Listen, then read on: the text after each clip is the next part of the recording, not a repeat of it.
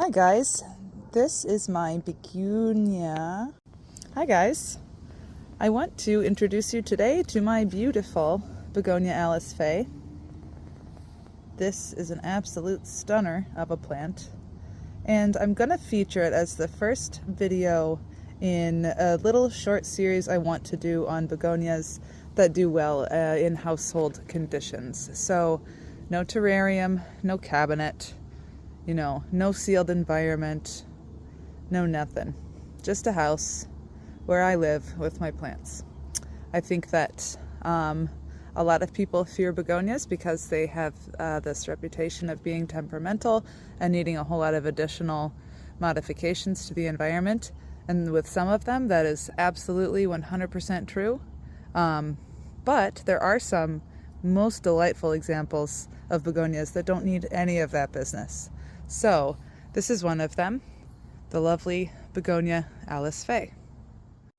So one of my favorite things about this plant is the feast of colors you get as the leaves are growing and maturing.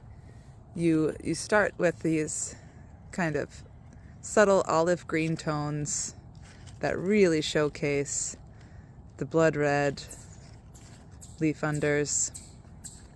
And then you progress to, I don't know, some kind of dark emerald green or a fern green. I will have to refresh my color wheel. And then, for me, they usually finish out in this just lush, dark forest green. What a moody color that is. Just incredible. When I first got this plant, I saw a bunch of pictures of this like dark black beautiful leaf, and I thought, oh my goodness, I need to have that in my life. That's perfect. I love black foliage. But I have not gotten to that point after a couple years of growing this particular begonia. I've never gotten like a true black, really, really dark leaf, but I have gotten this just like, oh my goodness, just a sumptuous dark green. So no real complaints, but I will continue to grow it in hopes that I get some nice black leaves. And I will update, if that ever happens, of course, on every forum that I can find. So yeah, that's kind of the beginning of the obsession, is just the colors. Just incredible. Another thing that probably second favorite thing, maybe first, but second favorite thing, is the ease of care with this guy. This is a fantastic begonia to grow if you don't have a cabinet, if you don't have a terrarium or interest in making any of those things, because it does really, really well in household conditions. I don't even put it close to a humidifier in my house, and I definitely don't grow it in a sealed environment. It's just sitting on my living room table. And it's also extremely adaptable to lower light levels, which is really nice if your house is crowded up with plants like mine is. So I've been able to get away with having this plant many, many feet away from the window, though I would encourage you to keep it within a couple feet of like an east window. Just you get the best habit. This one had perfect light, and so the habit is nice and dense, nice and compact, grows much faster, all that good stuff. But if you're in a pinch, this guy will tolerate very low light. So that's just fantastic in the world of begonias.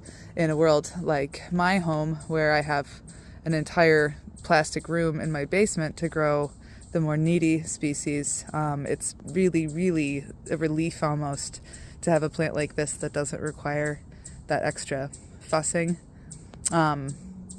So double good for that. As far as watering, first off, you can see that I have it in unglazed clay, which I love growing certain things in clay, terracotta, what have you, because it just encourages that nice, thorough dry down. The terracotta just, sucks water away, and it breathes so well, which for so many begonias is just really critical, because sitting in wet dirt is not going to please them. And I found it's no different with this one, especially over winter with those short day hours, and just the growth rate slows down a lot. So they're just drinking less, and having it in some kind of unglazed clay has helped keep the soil moisture down. So I haven't had this plant rot on me ever, which is great. And it is kind of a rule I follow for any begonias that I'm going to be growing in like darker or, you know, perhaps cooler conditions. They're going to go in clay, because I would much rather have to water a little bit more than have to try to contend with rot, because once that sets in, you're just kind of screwed. So a bunch of additional cultural crap you didn't even want to hear me philosophize on, but so be it.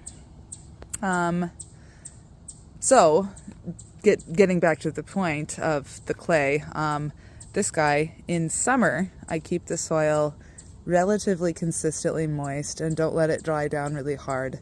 When active growth is happening, I'm watering more frequently and I'm feeding more frequently. But in winter, especially because I'm growing this as a houseplant in winter, and the light is quite low and everything else is just low, you know, humidity is low, light is low, growth rate is low, I want this puppy to dry down. So I'm going to wait until it's fairly dry, and then I'll give it a decent watering.